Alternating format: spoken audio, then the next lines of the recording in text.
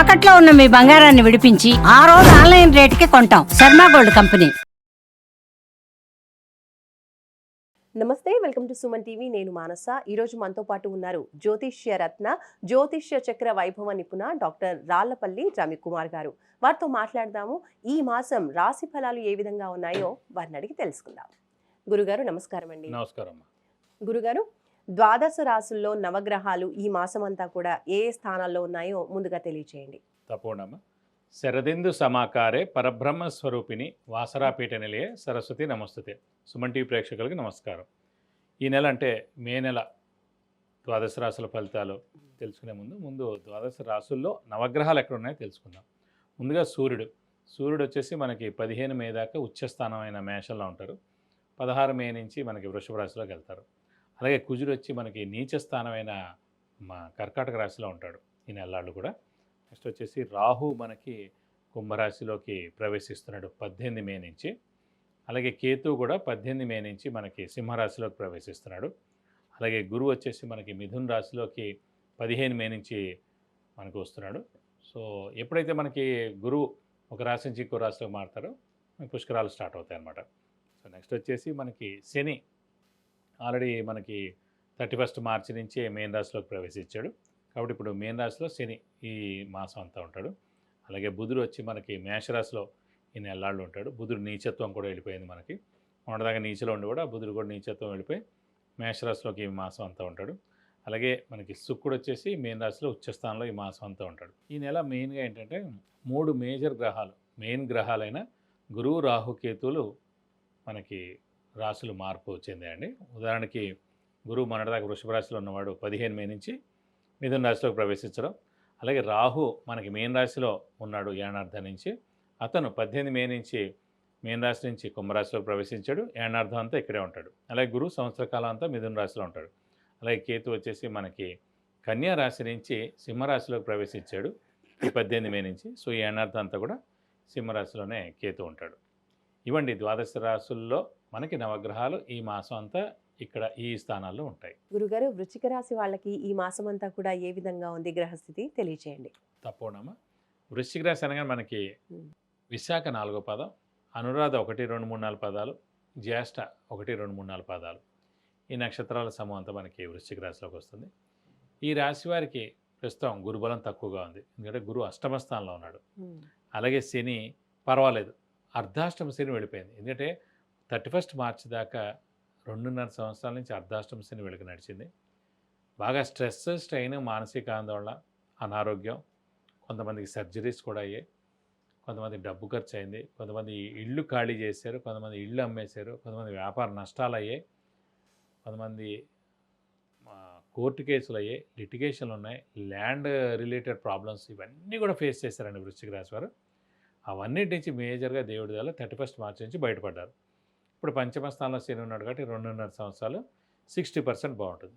3, 6, 11 స్థానాలు అయితే కనుక 100% అండి. శనికి కానీ, రాహు కానీ, కేతు కానీ గోచారిచ్చారు. సో 5th హౌస్లో ఉంది కాబట్టి 50 to 60% బాగానే ఉంది. అర్ధాష్టమం అంటే మరీ బాగాలేనట్టు, 0 అన్నట్టు. సో అర్ధాష్టమం నుంచి 5th హౌస్లోకి వచ్చాడు కాబట్టి ఇంకా పర్వాలేదు వృశ్చిక రాశి వారికి. అలాగే రాహు మటుకు 4th హౌస్లో ఉన్నాడు, 10th హౌస్లో ఏమో కేతు ఉన్నాడు. రాహు కేతులు పర్వాలేదు, శని పర్వాలేదు, గురువు మటుకు బలం తక్కువగా ఉందని చెప్పుకోవాలి. సో ఈ రాశికి ఏంటంటే మెయిన్గా రాశాధిపతి అయిన కుజుడు కూడా ప్రస్తుతం నీచ స్థానంలో ఉన్నాడు. సో ఈ నీచలో ఉండడం మూలాన్ని కొంచెం కష్టాలు ఎక్కువగా ఉంటాయి, హార్డ్ వర్క్ బాగా చేయాలి. అంటే శ్రమ, కాలం, ధనం వ్యర్థమైనకి అవకాశం ఉంది. అవసరానికి డబ్బులు సమకూరవు, రావాల్సిన బాకీలు ఆలస్యం అవుతాయి. అలాగే కొంచెం అదృష్టం పాళ్ళు కూడా కొంచెం తక్కువ ఉందని చెప్పుకోవాలి ఈ నెలలు కూడా అన్నమాట. సో బాగా కష్టపడితే కానీ పనులు జరగవు. కాబట్టి షూరిటీస్ పెట్టకండి, స్పెక్యులేషన్స్ జోలికి వెళ్ళకండి, మధ్యవర్తిత్వం వహించకండి. కొంచెం ఆరోగ్యం విషయంలో కూడా కొంచెం జాగ్రత్త వహించండి. ఇంట్లో పెద్దవాళ్ళ చిన్నపిల్లల ఆరోగ్యం కూడా కొంచెం జాగ్రత్త వహిస్తే మంచిది. అలాగే అష్టమ స్థానంలో గురువు ఉన్నందుకు ఏంటంటే విద్యార్థులకు సువర్ణ అవకాశం. ఎందుకంటే ఎప్పుడైతే మన జాతకంలో చూస్తామో లగ్నం నుంచి అష్టమ స్థానంలో గురువు ఉన్నవాళ్ళు తల్లిదండ్రులు దూరంగా ఉండడం, విద్య నిమిత్తం, మెయిన్గా ఉద్యోగ నిమిత్తం. సో విద్యార్థులు ఎవరైతే ఫారెన్కి వెళ్ళి చదువుకోవాలనుకుంటున్నారో, లేదంటే ఇండియాలో వేరే చోటకి వెళ్ళి చదువుకోవాలనుకుంటారో వాళ్ళకి ఇది సరైన సమయం. మంచి ర్యాంక్ వస్తుంది, మంచి సీట్ వస్తుంది. సో తల్లిదండ్రులు దూరంగా ఉండి చదువుకునేందుకు అవకాశం కూడా వీళ్ళకి కలుగుతుందంటే అది మంచి సీటు వస్తున్నాయి కదా ఆ యూనివర్సిటీ. సో ఆ ఫారెన్కైనా వెళ్ళి చదువుకోవచ్చు, ఇండియాలో అయినా మంచి యూనివర్సిటీలో కూడా వెళ్ళి చదువుకునేందుకు అవకాశాలు ఎక్కువగా ఉన్నాయి. గురుగారు, వృశ్చిక రాశి వాళ్ళకి ఆర్థికంగా ఈ మాసం ఏ విధంగా ఉండబోతోంది? సాధారణంగా ఆర్థికం అన్న ధనం అన్న కూడా కారకుడు గురువు అండి. ఉమ్, ఎందుకంటే ఇది కాకుండా ద్వితీయాధిపతి కూడా గురువు అయ్యాడు వృశ్చిక రాశికి. ఉమ్, సో ధనాధిపతి కూడా గురువు అయ్యాడు కాబట్టి అలాంటి ధనాధిపతి ధనకారకుడు అయిన గురువు అష్టమ స్థానంలో ఉన్నందుకు ఆర్థికంగా కొంచెం మిశ్రమంగా ఉంటుంది ఉమ్, ఈ సంవత్సర కాలం అంతా కూడా. ఈ నెలలు కూడా అలాగే ఉంటుందని చెప్పవచ్చు. కానీ బాగా కష్టపడితే కానీ పనులు జరగవు. ఈ శ్రమకాలం ధనం వ్యర్థమయ్యేందుకు అవకాశం ఉంది కాబట్టి బాగా కష్టపడితేనే డబ్బులు వస్తాయి. కాబట్టి ఈ నెలలు కూడా ఈ మాసం అంతా కూడా ఆర్థికంగా మిశ్రమంగా ఉంటుందని చెప్పుకోవాలి. మరి గురుబలం ఏ విధంగా ఉంటుంది వీరికి? సాధారణంగా ఇందాక కూడా చెప్పుకున్నాం, గురుబలం అంటే ఉమ్, మన రాశి నుంచి ద్వితీయం అంటే Hmm. సెకండ్ హౌస్, 2వ స్థానం, 5వ స్థానం, 7వ స్థానం, 9వ స్థానం, 11వ స్థానం, ఈ స్థానాల్లో ఉంటేనే గురుబలం అన్నట్టు. ఇది అష్టమంలో ఉండిపోయేటప్పటికంటే మిశ్రమంగా ఉంది, మధ్యస్థంగా ఉంది, మీడియంగా ఉంది. సో 50% బలం ఉందన్నమాట. సో దీని వల్లనే అన్ని పనులు డిలే అయిపోవడం, మెయిన్గా ధనకారకుడు, సంతాన కారకుడు, బ్రదర్స్ కారకుడు, దైవబలాన్ని కారకుడు, ఇవన్నీ కూడా గురువే అండి. అలాంటి గురువు అష్టమంలో ఉండేప్పటికీ ఉమ్, అన్ని పనులు డిలే అయిపోవడం, ఎప్పుడైనా ఖర్చు అయిపోవడం, నేమ్ అండ్ ఫేమ్ మనం అనుకున్నంత రాకపోవడం, అప్పుడు మన పేరు కూడా పోతూ ఉండడం, సో ఇదివరకు ఉన్న గుర్తింపు ఇప్పుడు లేకపోవడం, ఇలాంటివన్నీ జరుగుతుంటాయి అన్నమాట. ఇవన్నీ కూడా ఒక సంవత్సర కాలం. మళ్ళీ భాగ్యస్థానంలోకి తర్వాత వస్తారు కూడా అప్పుడు చాలా బాగుంటుంది. సో కాబట్టి ఇప్పుడు గురుబలం మటుకు తక్కువగా ఉందని చెప్పుకోవాలి.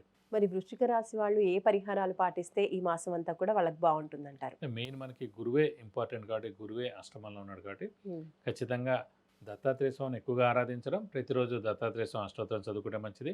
అలాగే వీలైతే కనుక ప్రతి గురువారం దత్తాత్రేయ స్వామి టెంపుల్కి వెళ్ళి 40 ప్రదక్షిణాలు చేస్తే మంచిది. అభిషేకం కానీ అర్చన కానీ చేస్తే కూడా చాలా మంచిది. అలాగే వీలైతే గానగాపూర్కి వెళ్ళి పౌర్ణమి కానివ్వండి, అంటే అమావాస్య రోజు కానివ్వండి, అలాగే వీలైతే అది గురువారం అయితే మరీ మంచిది కూడా, వీలైతే అలా వెళ్ళి ఆయన దర్శనం చేసుకుని అక్కడ ఒక నిద్ర చేస్తే కూడా చాలా మంచిది. అలాగే 40 ప్రదక్షిణాలు కూడా చేస్తే చాలా మంచిది. అక్కడ ఏమైనా అర్చన కానీ అభిషేకం కానీ ఏమైనా చేస్తే కూడా ఇంకా చాలా బాగుంటుందని చెప్పుకోవాలి. విద్య, ఉద్యోగం, వ్యాపారం, వాహన యోగం, గృహ యోగం, ఇంకా ఇలాంటి ఎన్నో విషయాలకు సంబంధించి మీరు గురుగారి నుంచి అపాయింట్మెంట్ ద్వారా తెలుసుకోవాలి అనుకుంటే స్క్రోల్ అవుతున్న నంబర్కి కాంటాక్ట్ చేయండి.